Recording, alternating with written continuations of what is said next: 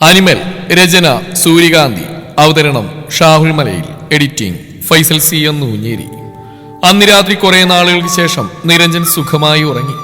കുറെ കാലമായി പാർവണവന്റെ ഉറക്കം കെടുത്തി തുടങ്ങിയിട്ട്. പിറ്റേന്ന് രാവിലെ നിരഞ്ജൻ തന്നെ അടുക്കള കയറി ഭക്ഷണം ഉണ്ടാക്കി.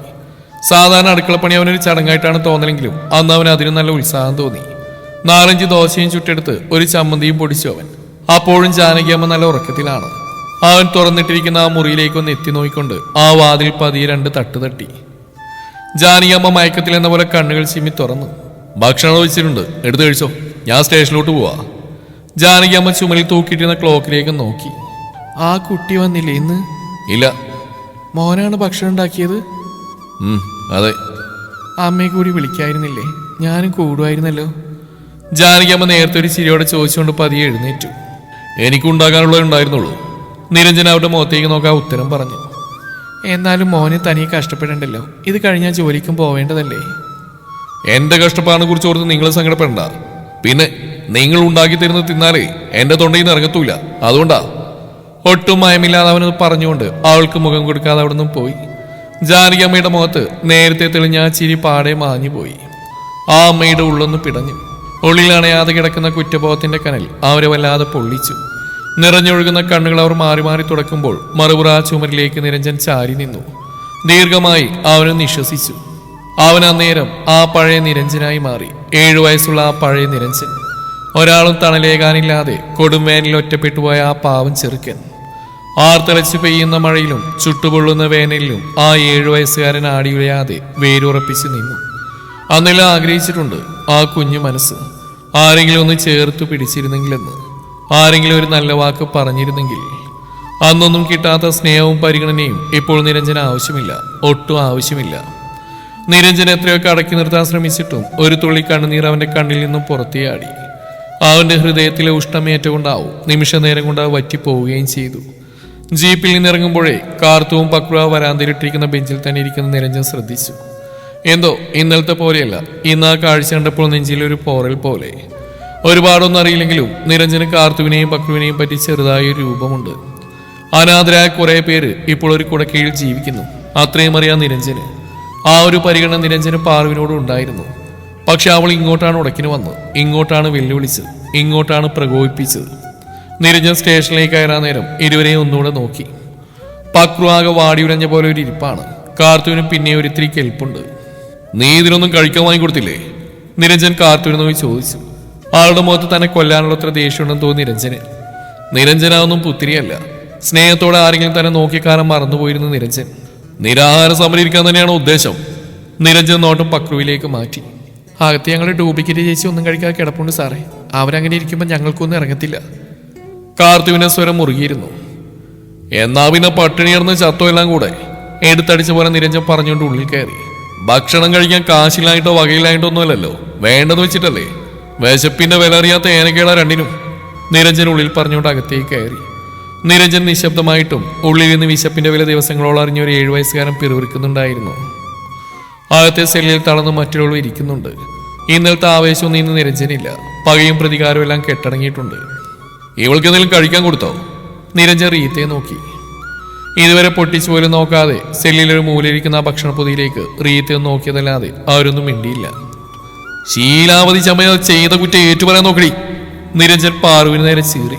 ഇതിനുള്ളിൽ കിടന്ന് ചത്താലും ശരി, ചെയ്യാത്ത കുറ്റം ഏൽക്കുന്ന സാറും സ്വപ്നത്തിൽ പോലും കരുതണ്ട. പാറുവിന്റെ സ്വരത്തിൽ ഇന്നലത്തേക്കാൾ ഉശിരുണ്ട്. നിരഞ്ജന് ദേഷ്യം കൊണ്ട് അടിമുടി വറച്ചു. അവൻ വെട്ടിത്തിരിഞ്ഞ് അകത്തേക്ക് കയറി. അന്നത്തെ ദിവസം അങ്ങനെ കടന്നുപോയി. പാറുവിനെയും വെളിയിരിക്കുന്ന ആ കുട്ടികളെയും കാണെ വല്ലാത്തൊരു അസ്വസ്ഥത നിരഞ്ജന് വന്ന് മൂടിക്കൊണ്ടിരുന്നു. പിറ്റേന്ന് രാവിലെ എന്നത്തെയും പോലെ ഡ്യൂട്ടിക്ക് പോകാൻ വേണ്ടി ഒരുങ്ങിയിറങ്ങിയവയാണ് നിരഞ്ജൻ തന്റെ വീടിന്റെ ഗേറ്റിനരികിൽ നിൽക്കുന്ന പെൺകുട്ടിയെ കാണുന്നത്. നിരഞ്ജൻ നോക്കുന്ന കണ്ടപ്പോൾ അവൾ വല്ലാതെ പതറുകയും ചുറ്റും കണ്ണോടിക്കുകയും ചെയ്തു. ആ പെൺകുട്ടി തന്നെ കാത്തിരുന്ന പോലെ അവന് തോന്നി. നിരഞ്ജൻ അല്പം മാറി നിന്നിരുന്ന അവളെ കൈ കാണിച്ച് അവന്റെ അടുത്തേക്ക് വിളിച്ചു. എന്താ, എന്തെങ്കിലും പറയാനുണ്ടോ? നിരഞ്ജൻ ചോദിച്ചപ്പോൾ അവളുടെ മിഴികളൊന്ന് പിടഞ്ഞു. താൻ എന്നെ കാത്തുനിന്ന് തന്നെയാണോ? നിരഞ്ജൻ അവളെ സംശയഭാവത്തിലൊന്ന് നോക്കി. പരാതി എന്തെങ്കിലും കൊണ്ട് സ്റ്റേഷനിലേക്ക് പോരെ. നിരഞ്ജൻ ജീപ്പ് സ്റ്റാർട്ട് ചെയ്തുകൊണ്ട് പറഞ്ഞു. അയ്യോ സാർ പോലെ, ഒരു 5 നിമിഷം, എനിക്കൊരു കാര്യം പറയാനുണ്ട്. നിരഞ്ജൻ തല മാത്രം ചരിച്ച് അവളെ നോക്കി. മാല മോഷ്ടിച്ച് പാറു ചേച്ചിയല്ല, ആ പെൺകുട്ടി വിക്കിക്കൊണ്ട് പറഞ്ഞു. പിന്നെ? നിരഞ്ജനെ നെറ്റി വിളിഞ്ഞു. അത് തനിക്കെങ്ങനെ അറിയാം അവളെല്ലാം മോഷിച്ചെന്ന്? നിരഞ്ജൻ അടുത്ത ചോദ്യം ചോദിച്ചു. അത് സർ, എൻ്റെ അച്ഛനെ ഉദയൻ, അച്ഛനാ സാറിന് വന്ന് പരാതിയെന്ന്. ആ പെൺകുട്ടി അത് പറഞ്ഞു നിർത്തുമ്പോൾ നിരഞ്ജനെ നെഞ്ചൊന്ന് പിടഞ്ഞു. ആരോരും തുണയില്ലാതെ ആകെ തകർന്ന് അവശരായിരുന്നിരുന്ന ആ മൂവരെയും ഒരുപോലെ നിരഞ്ജന ഓർമ്മ വന്നുപോയി. സത്യമാണ് സർ, പാറു ചേച്ചി ഒരിക്കലും അതെടുക്കില്ല. ഞാൻ കാർത്തൂനെ ഇന്നലെ വിളിച്ചപ്പോഴാണ് കാര്യം അറിയുന്നത്. ഞാനും കാർത്തൂൻ കുഞ്ഞുനാൾ മുതൽ നല്ല കൂട്ടാ. ഇപ്പൊ കോളേജിൽ ഒരുമിച്ച് തന്നെയാണ് പഠിക്കുന്നത്. കാർത്തൂന് സ്വന്തം ചേച്ചി പോലെ തന്നെയാണ് പാറു ചേച്ചി. എനിക്കും അങ്ങനെയൊക്കെ തന്നെയാ. അവരൊരിക്കലും ആരുടെ മുതലും കട്ടുമോഷ്ടിച്ചൊന്നും ജീവിക്കില്ല. ആരൊക്കെ പറഞ്ഞു നിർത്തിക്കൊണ്ട് നിരഞ്ജനെ നോക്കി. നിന്റെ അച്ഛൻ തന്നെയല്ലേ 2 ദിവസം മുന്നേ മാനമോഷണം പോയി എന്ന് പറഞ്ഞിട്ട് പോലീസിലൊന്ന് പരാതി കൊടുത്ത്? എന്നിട്ടിപ്പോ മകളൊന്ന് മാറ്റി പറയാണോ? സ്റ്റേഷൻ എന്ന് നിങ്ങൾ തറവാട് വീടാണെന്ന് എഴുതിയോ? നിരഞ്ജന് ദേഷ്യം വന്നു പോയി. അവന്റെ ദേഷ്യം കൊണ്ട് ജ്വലിക്കുന്ന മുഖം കാണെ ആനക ഒരടി പിന്നിലേക്ക് നീങ്ങി നിന്നു. ഞാൻ പറഞ്ഞല്ലോ സർ, ഇന്നലെ രാത്രി എന്തോ ക്ലാസ്സിന് വരാത്തെന്ന് ചോദിക്കാൻ വേണ്ടി കാർത്തൂനെ വിളിച്ചപ്പോഴാ ഈ സംഭവമെല്ലാം ഞാൻ അറിയുന്നു. ആനക പതിയെ പറഞ്ഞു. പിന്നെ തന്റെ വീട്ടിൽ നിങ്ങളുടെ മുറിക്കുള്ളിൽ നിന്ന് മാറി എങ്ങോട്ടാ പോയത്? പറന്നുപോയോ? ആൾക്ക് നിരഞ്ജന മട്ടുംഭാവെല്ലാം കാണുമ്പോൾ പേടിയൊന്നുണ്ടായിരുന്നു. ആദ്യമായിട്ടാണ് ഇങ്ങനെ പോലീസുകാരുടെ അടുത്ത് വന്ന് സംസാരിക്കേണ്ടി വരുന്ന പോലും. ഇതിപ്പോൾ കാർത്തുവിന്റെ കാര്യത്തിനായതുകൊണ്ട് മാത്രമാണ് അവൾ ഇത്തിരി ധൈര്യം സംഭരിച്ച് ഇങ്ങോട്ട് വന്നു പോലും. അച്ഛൻ അറിഞ്ഞു കഴിഞ്ഞാൽ തന്നെ തല്ലിക്കൊല്ലുന്ന അവൾക്ക് ഉറപ്പായി. എനിക്കൊരു കാര്യം കൂടെ പറയാനുണ്ടായിരുന്നു. അന്നേരം വല്ലാത്തൊരു മാനസിക സമ്മർദ്ദത്തിലായിരുന്നു നിരഞ്ജൻ. പതിയെ അനഘയുടെ മുഖത്തേക്ക് നോക്കി. നിരഞ്ജൻ തന്നെ ശ്രദ്ധിക്കുന്നുണ്ടെന്ന് കാണെ അനഘ പറഞ്ഞു തുടങ്ങി. പാറു ചേച്ചിയെ പ്രതിയാക്കാൻ വേണ്ടി അച്ഛൻ തന്നെയാണോ മാലയെടുത്ത് മാറ്റിയെന്ന് എനിക്കൊരു സംശയമുണ്ട്. ഉദയനോ? അയാൾ എന്തിനാ ചെയ്യണം? അയാൾക്ക് അതിന് മാത്രം പാർവണയോട് എന്തിനാ എത്ര വൈരാഗ്യം? നിരഞ്ജന മുഖത്ത് ഞെട്ടൽ വ്യക്തമാണ്. അത് സർ, അനഘ പറയാൻ പഠിച്ചു. ഇവിടെ നിന്ന് ചവിട്ട് നാടൻ കളിക്കാൻ എന്തെങ്കിലും ഉണ്ടെങ്കിൽ തുറന്നു പറവച്ചേ. ഒരാറ്റം ബോംബിനെ ഞാൻ കാര്യറിയാതെ സെല്ലിലിട്ട് പൂട്ടിയിരിക്കുന്നത്. നിരഞ്ജന ക്ഷമിട്ട് തുടങ്ങിയിരുന്നു. അത് എൻ്റെ അച്ഛനൊരു മഹാദുഷ്ടനാ. ഈ ഭൂമിയിൽ ആരോടൊരു സ്നേഹമല്ല. മകളായ എന്നോട് പോലും പല സ്ത്രീകളുമായിട്ട് അയാൾക്ക് ബന്ധമുണ്ട്. എൻ്റെ അമ്മയ്ക്കൊന്നും അറിയാനിട്ടല്ല. അയാളെ എതിർത്ത് തനിയെ ജീവിക്കാൻ എൻ്റെ അമ്മയ്ക്ക് പേടിയാ. എനിക്കും പേടിയാ. അയാളുടെ ആ വൃത്തിയായിട്ട സ്വഭാവം ഒരിക്കലും പാറു ചേച്ചിയുടെ ആൾ കാണിച്ചു എന്ന് കാർത്തു പറഞ്ഞു. ഞാൻ അറിഞ്ഞിട്ടുണ്ടായിരുന്നു. അന്ന് ഇവിടെ അടുത്തുള്ള ശരവൺ എന്ന് പറയുന്ന ഒരു ചേട്ടൻ കൂടെ ഉള്ളതുകൊണ്ട് മാത്രമാണ് പാറു ചേച്ചി അയാൾക്കൊന്നും ചെയ്യാൻ കഴിയാണ്ടിരുന്നത്. അന്ന് മുതൽ അച്ഛന് ചേച്ചിയോട് നല്ല വൈരാഗ്യം ഉണ്ടായിരുന്നു സർ. ഒരവസരം ഒത്തു വന്നപ്പോൾ അച്ഛൻ തന്നെ ആ മാലെടുത്ത് മാറ്റി പകരം പാറു ചേച്ചിയെ കളിയാക്കാൻ നോക്കിയാണെന്ന് എനിക്കൊരു സംശയമുണ്ട്. തുടർന്ന് എന്തോ പറയാമെന്ന് പാതി വഴിയിൽ നിന്ന് നിർത്തിക്കൊണ്ട് അനഘ നിരഞ്ജനെ നോക്കി. നിരഞ്ജൻ അവളെയും സൂക്ഷ്മമായി നോക്കി. അച്ഛൻ്റെ ഒരു സഹായിയുണ്ട്, ഒരു ജോസഫ്. മാല പോയ അന്ന് രാത്രി അയാളും അച്ഛനും കൂടി ഒരുപാട് നേരം മാറി നിന്ന് സംസാരിക്കുന്നത് ഞാൻ കണ്ടതാ. സാധാരണ അച്ഛൻ്റെ ശത്രുക്കളെ ആർക്കെങ്കിലും പണി കൊടുക്കാനോ അല്ലെങ്കിൽ മേടിച്ച പലിശ പണം തിരികെ കിട്ടാൻ വരുമ്പോഴേക്കാണ് അച്ഛനെ അയാൾ വിളിച്ചുകൊണ്ട് വരിക. അവരെ ഭീഷണിപ്പെടുത്താനോ കയ്യേറ്റം ചെയ്യാനോ മറ്റോ ആയിരിക്കും സാധാരണ അച്ഛനും ജോസഫേനും ഇതേപോലെ ഇന്ന് ഗൂഢാലോചന ചെയ്യാറുള്ളത്. ഇനിയൊരു പക്ഷെ അയാളായിരിക്കും അവിടെ സ്വർണം കൊണ്ടുവച്ചെന്ന് എനിക്ക് സംശയമുണ്ട് സർ. അനഘയുടെ വാക്കുകൾ കേൾക്കെ നിരഞ്ജൻ നെറ്റിൽ കൈ താങ്ങിന്ന് പോയി. 2 ദിവസമായി വെള്ളം മാത്രം കുടിച്ച് ജീവൻ നിലനിർത്തുന്ന ഒരു പെൺകുട്ടി നിരഞ്ജന്റെ ഓർമ്മയിലേക്ക് വന്നുപോയി. ഒരിക്കൽ ശരവണനുമായി പാറു വീണ്ടും വന്നിറങ്ങിയ ദിവസം ഓർമ്മയിലേക്ക് വന്നു.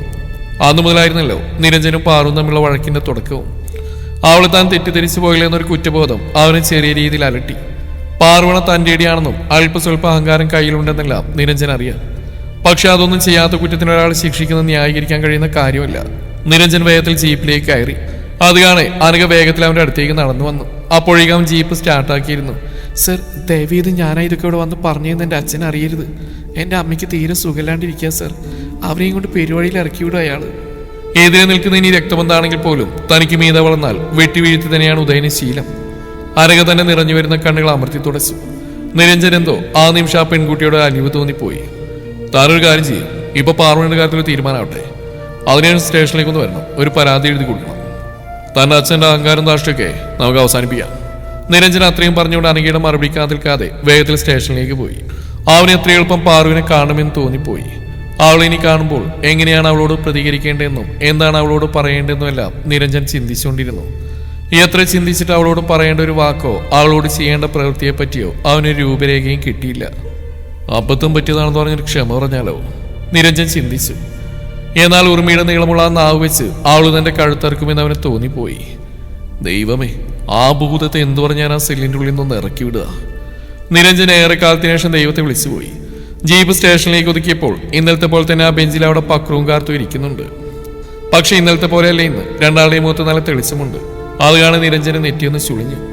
അതേ സംശയഭാവത്തോടെ തന്നെയാണ് നിരഞ്ജൻ സ്റ്റേഷനുള്ളിലേക്ക് കയറിയത്. അവിടെ സെല്ലിനുള്ളിലിരിക്കുന്ന പാർവണ അന്നേരം അവനെ മുഖമുയർത്തിയെന്ന് നോക്കി. ഇന്നലെ വരെ കാണാത്തൊരു ആത്മവിശ്വാസം അവളുടെ കണ്ണുകളിലുമുണ്ടെന്ന് നിരഞ്ജന് തോന്നി. അയ്യോ സാറേ, ഇനി തല്ലല്ലേ, അബദ്ധം പറ്റിപ്പോയി, മാപ്പാക്കണം. കൈകൾ കൂപ്പിക്കൊണ്ട് ജോസഫ് അത് പറയവേ കൂമിനിട്ട് ഒരു അടി കൂടെ കൊടുത്തിരുന്ന അശോകൻ. കരുതി കൂട്ടി ഒരു പെൺകുട്ടിയോട് തോന്നിവാസം ചെയ്തിട്ട് അബദ്ധം പറ്റിപ്പോയെന്നോ? അശോകന് കൈധരിച്ചിട്ട് പാടില്ല.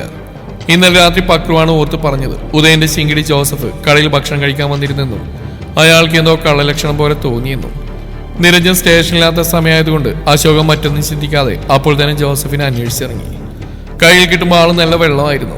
കിട്ടിയ വള രണ്ടെണ്ണം പൊട്ടിച്ചിട്ടാണ് അശോകൻ ജോസഫിനോട് കാര്യം ചോദിച്ചത്. ഉള്ളിൽ കിടക്കുന്ന മദ്യത്തിന്റെ ആണോ അതോ അശോകന്റെ കയ്യിൽ നിന്നിട്ട് അടിയുടെ ചൂട് കൊണ്ടാണോ എന്നറിയില്ല. ജോസഫ് തത്ത പറയുന്ന പോലെ സത്യങ്ങൾ തുപ്പി. ഉദയം പറഞ്ഞിട്ട് താനാണ് ആ മാല കാലത്തോടെ കൊണ്ടുവച്ചെന്നും അതിനുശേഷമാണ് ഉദയൻ സ്റ്റേഷനിലോട്ട് വന്നതെന്നുള്ള അയാൾ പറഞ്ഞു. സംഭവം പ്രശ്നമാവുമെന്ന് ജോസഫ് ചോദിച്ചപ്പോൾ ആ എസ് ഐക്ക് അവളോട് എന്തോ ദേഷ്യമുണ്ട്, അതുകൊണ്ട് അങ്ങേര് കാള വിറ്റ് നേട്ടാൽ കയറെടുത്തോളും എന്ന് ഉദയം പറഞ്ഞു എന്ന്. അത് തന്നെയാണ് അക്ഷരാർത്ഥത്തിൽ നടന്നത്. പാർവണ എന്ന ഒറ്റ നാമത്തിൽ നിരഞ്ജന്റെ ചിന്താശേഷി നശിച്ചുപോയി.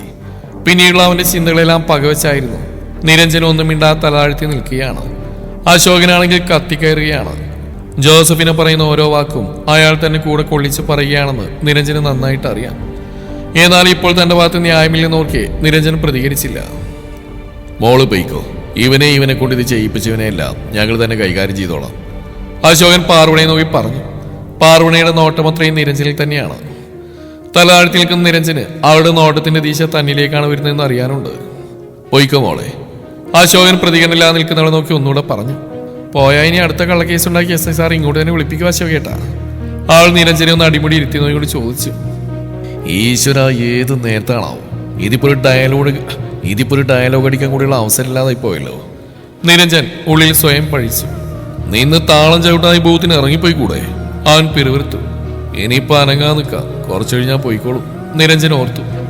അടുത്ത് നിൽക്കുന്നവൻ അനക്കമില്ലാതെ പ്രതിമ കൂട്ടി നിൽക്കുന്നയാളെ പാറു മുഖവന്റെ മുഖത്തിന് നേരെ താഴ്ത്തി അവനെ നോക്കി. സാറേ, കാലിനെ നഗണ്ണി കഴിഞ്ഞോ? പാറു പരിഹാസത്തോടെ ചോദിക്കവേ നിരഞ്ജൻ അവൾ നോക്കി കണ്ണുരുട്ടി. നിന്റെ അഹങ്കാരം ഇതുവരെ തീർന്നില്ലേ എന്നൊരു ചോദ്യം ആ നോട്ടത്തിൽ നിന്നും പാറു വായിച്ചെടുത്തു. സ്റ്റേഷനിലിട്ട് 2 തല്ലിയാലൊന്നും ഞാനങ്ങ് വാടിപ്പോകത്തില്ല സാറേ, വെയിലത്തിനെ കുരുത്തത്. പാറുവിന്റെ കണ്ണുകളിൽ വല്ലാത്ത കനൽ. നിരഞ്ജന്റെ കണ്ണുകളൊന്നും ചുരുങ്ങി. ഓർമ്മ വെച്ച നാളെ മുതൽ ഇങ്ങോട്ട് അവൻ കണ്ട പെണ്ണുകളിൽ നിന്നെല്ലാം വ്യത്യസ്തയാണ് മുന്നിൽ നിൽക്കുന്നവളെന്ന് അവന് തോന്നി. നിശബ്ദനായി നിൽക്കുന്നവനെ ഒന്നുകൂടെ ഇരുത്തി നോക്കിയിട്ട് പാറുവിനെ കൂടുതലൊന്നും പറയാതെ മുന്നോട്ട് നടന്നാണ്. അതേ നിമിഷമാണ് ഉദയൻ സ്റ്റേഷനിലേക്ക് കയറി വന്നത്. ആവശ്യമായി നിൽക്കുന്ന പാറുവിനെ കാണെ അയാളുടെ മുഖത്തൊരു ചിരി വിരിഞ്ഞു വന്നു. ഇവിടെ സത്യം പറഞ്ഞോ സാറേ? സ്റ്റേഷന്റെ മൂലയിൽ നിൽക്കുന്ന ജോസഫിനെ അന്നേരം ഉദയം കണ്ടിട്ടില്ലായിരുന്നു. നിരഞ്ജൻ അയാളെ മുഖമുയർത്തി നോക്കി. ഒരൊറ്റപ്പിടിയിൽ അയാൾ ആ ചുമരിൽ കയറ്റി ഫ്രെയിം അടിച്ച് മാറിയിട്ട് വെക്കാനാണ് നിരഞ്ജന് തോന്നിയെങ്കിലും നിരഞ്ജന ആത്മസംയമനം പാലിച്ചു. ഒവ് കുറ്റസമ്മതം നടത്തി, പക്ഷെ ഞാനല്ല, ദേ അങ്ങൂര്. പാറു തിരിഞ്ഞ് ജോസഫിനെ നോക്കി. ജോസഫിനെ കണ്ട നിമിഷം ഉദയൻ കാറ്റഴിച്ചു വിട്ട ബലൂൺ പോലെയായി. എന്തോ ചേട്ടാ നിങ്ങളിങ്ങനെ വിയർക്കുന്നേ? കാർത്തു അയാൾ നോക്കി പരിഹാസത്തോടെ ചോദിച്ചു. ഉദയൻ ഇടങ്ങണിട്ട് നിരഞ്ജനെയും നോക്കി. അയാളുടെ ആ നോട്ടം ഉദയന് ഉമിനീര് വിഴുങ്ങിപ്പോയി. നിരഞ്ജനെ സ്റ്റേഷനിലിട്ട് തന്നെ പച്ചയ്ക്ക് കത്തിക്കാൻ തോന്നിപ്പോയി ഉദയന്. സർ, ഇയാളെ പിടിച്ച് അകത്തിട്ടോട്ടെ? അശോകൻ നിരഞ്ജനെ നോക്കി ചോദിച്ചു. വേണ്ട, ഉറച്ച സ്വരത്തിലൊന്നും ചിന്തിക്കുക പോലും ചെയ്യാതെ നിരഞ്ജന് മറുപടി വന്നു. പാറു കണ്ണുകൾ ചുരുക്കി അവനെ നോക്കി. ഉദയ, താൻ ജോസഫിനെയും കൊണ്ട് പോകാൻ നോക്ക്. നിരഞ്ജൻ പാറുവിനയുടെ നോട്ടം പാടെ അവഗണിച്ചുകൊണ്ട് പറഞ്ഞു. മയത്തോടെയുള്ള അവന്റെ സ്വരം കേൾക്കെ ഉദയന് ശ്വാസം നേരെ വീണു. അതെന്താ സാറേ അവരകത്തിടാത്ത? ഇല്ലാത്ത കുറ്റം എന്റെ മേൽ ചാർത്ത വലിയ ഉത്സാഹമായിരുന്നല്ലോ, പാറു എടുത്തു ചോദിച്ചു. അയാളുടെ മാല പോയി, അത് തിരിച്ചിട്ടുകയും ചെയ്തു. അതിന്റെ പേരിൽ ഇനി എന്ത് കേസെടുക്കുന്ന താൻ പറയുന്നേ? നിരഞ്ജൻ ആഘോത്തോടെ ചോദിച്ചു. അങ്ങനെ വെറുതെ നടന്നു വന്ന് എന്റെ കടയിൽ കയറി ഇരുന്നല്ലോ ആ മാല, എന്നെ കളിയാക്കാൻ ഇയാൾ കൊണ്ടുവച്ചല്ലേ? പാറുവണ സമർത്ഥിച്ചു. നിനക്കതിൽ പരാതിയുണ്ടോ?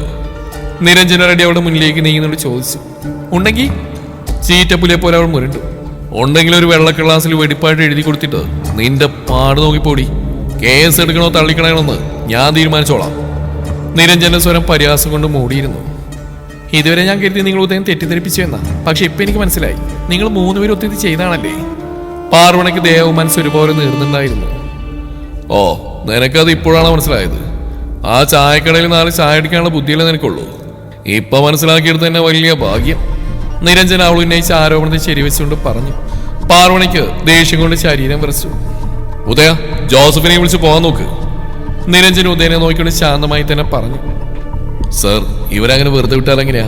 അശോകൻ ഇടപെട്ടു. എന്നാ വെറുതെ വിടണ്ട, താൻ രണ്ടിനെയും സമയം കിട്ടുമ്പോൾ മടിയിലിരുത്തി കൊഞ്ചിക്ക്. അശോകൻ അത് കേൾക്കെ പല്ലിറുമ്മിപ്പോയി. ഇവിടെ ഞാനാണ് സൈ, ഞാൻ പറയുന്നെങ്കിൽ ചെയ്താൽ മതി, കൂടുതലും ഉണ്ടാക്കാൻ വരണ്ട, മനസ്സിലായല്ലോ? ഉദയൻ കിട്ടിയ തടിയും കൊണ്ട് പുറത്തേക്ക് ഇറങ്ങാൻ ഒരുങ്ങിയതാണ്. തൊട്ടടുത്ത നിമിഷം ഉദയന്റെ ഷർട്ടിന്റെ കോൾ പിടിച്ചു വലിച്ച് തനിക്ക് നേരെ തിരിച്ചുകൊണ്ട് വലത്തേ കൈ കൊണ്ട് അയാളുടെ കരണം പോക്ക് വിധം പാർവണ അടിയങ്ങ് കൊടുത്തു. പെണ്ണാണ്. ആളിനെ സംബന്ധിച്ച് ഒരു ഇത്തിരി കൈക്കരുത്ത് കുറവായിരിക്കും. പക്ഷെ പാറുവിന്റെ കൈക്ക് ഒട്ടും മയമില്ലായിരുന്നു. കറിക്കത്തി പിടിച്ചും വിറകീറിയും ചെയ്യാവുന്ന പണിയെല്ലാം ചെയ്തും അതിന്റെ മൃദുലത എന്നോ നഷ്ടപ്പെട്ടിരുന്നു. അതുകൊണ്ട് തന്നെ ആ തഴമ്പിച്ച കൈ കൊണ്ടുള്ള അടിയിൽ ഉദയന് കണ്ണിൽ നിന്നും പൊന്നീച്ച പാറി. നീ ഇതെന്തായി കാണിച്ച്? ഇത് സ്റ്റേഷനാ, അല്ലാതെ നിന്റെ തറവാടല്ല. നിരഞ്ജൻ സ്വരമുയർത്തി. അവള് നിരഞ്ജനെയോ നോക്കുകയോ ചെയ്യാതെ ചുറ്റും പറക്കുന്ന പൊന്നീച്ചയുടെ എണ്ണം പിടിച്ചു നിൽക്കുന്ന ഉദയനെ കോളിൽ പിടിച്ചു വലിച്ച ആ മുഖത്തോട് മുഖമടുപ്പിച്ചു. ഉദയേട്ടാ, നിങ്ങൾക്ക് ഞാൻ ഈ തല്ലിയതിൽ പരാതി ഉണ്ടെങ്കിൽ ഒരു വെള്ള പേപ്പറിൽ വെടിപ്പായി എഴുതി ഈ നിൽക്കുന്ന SI സാറിന് കൊടുക്ക്. സാറ് തീരുമാനിക്കട്ടെ പരാതി തള്ളണോ അതോ കൊള്ളണോ എന്ന്. മുറിയ സ്വരത്തോടെ പാർവണ പറഞ്ഞു നിർത്തുമ്പോൾ കാർത്തു നീട്ടിയൊരു വിസിലടിച്ചിരുന്നു. സ്റ്റേഷനിൽ നിന്ന് ഇറങ്ങും മുന്നെയാണ് എങ്ങനെയോ വിവരമറിഞ്ഞ് ദിനേശൻ ഓടിപ്പടഞ്ഞു വരുന്ന മൂവരും കാണുന്നത്. അയ്യോ എന്റെ കൊച്ചേ, എന്താടി മോളെ നിനക്ക് പറ്റിയേ? ദിനേശൻ ഓടി പാറുവിന്റെ അടുത്തെത്തി. എവിടെയായിരുന്നു കാർന്നോര് നിങ്ങൾ? എത്ര വിളിച്ചത് നിങ്ങളെ? കാർത്തുവിന് സങ്കടം വന്നു പോയി. ദിനേശൻ പാറുവിനെ തന്നെ നോക്കി. ആകെ ആവശ്യമായി പോയിരിക്കുന്ന അവൾ. കയ്യിലും മുഖത്തുമെല്ലാം ചുവന്ന വിരലടയാളങ്ങൾ തിണർത്തി കിടപ്പുണ്ട്. അയാൾ മോളെ കുറെ ഉപദ്രവിച്ചോ? ദിനേശൻ പാറുവിന്റെ കവിളിൽ കൈ ചേർത്ത് പിടിച്ചുകൊണ്ട് ചോദിച്ചു. അതുവരെ പിടിച്ചു നിന്നവളാണ്. ആ കണ്ട അടിയെല്ലാം വാങ്ങിക്കൂട്ടിയിട്ട് ഉലയാത്തവളാണ്. നിരഞ്ജനെ പോലെ ഒരു മനുഷ്യമൃഗം ചുറ്റും നിന്ന് അലറി പേടിപ്പിച്ചിട്ടും കുലുങ്ങാത്തവളാണ്. ദിനേശന്റെ ആ ഒരൊറ്റ ചോദ്യത്തിൽ പാറുയാളുടെ നെഞ്ചിലേക്ക് വീണ് കരഞ്ഞുപോയിരുന്നു. ദിനേശൻ അവളെ മുറുക്കിയ തന്നിലേക്ക് അണച്ചു പിടിച്ചു. പോട്ടിടി, അങ്ങനെ നമുക്ക് ഇരുട്ടത്ത് ചോറെടുത്ത് വെടിച്ചെത്ത് കിടത്തി ഉറക്കാം. ദിനേശൻ തമാശ പറയുമട്ടിൽ പറഞ്ഞു. പക്ഷെ അയാളുടെ ശബ്ദം ഇടറിപ്പോയിരുന്നു. കുറച്ചു കൊല്ലം മുന്നേ ഇതേപോലെ ഇരവിപ്പുഴയുടെ പാലത്തിന് കുറുകെ നിന്ന് ആശ്രയങ്ങളൊന്നുമില്ലാതെ ആത്മഹത്യക്കൊരുങ്ങി കണ്ണുനീർ വാർത്തു നിന്നിരുന്ന ആ പാറുവിനെ ദിനേശിന് ഓർമ്മ വന്നുപോയി. തൻ്റെ അടുത്ത് വന്ന് പെട്ടതിൽ പിന്നെ ആൾ കരഞ്ഞിട്ടില്ല.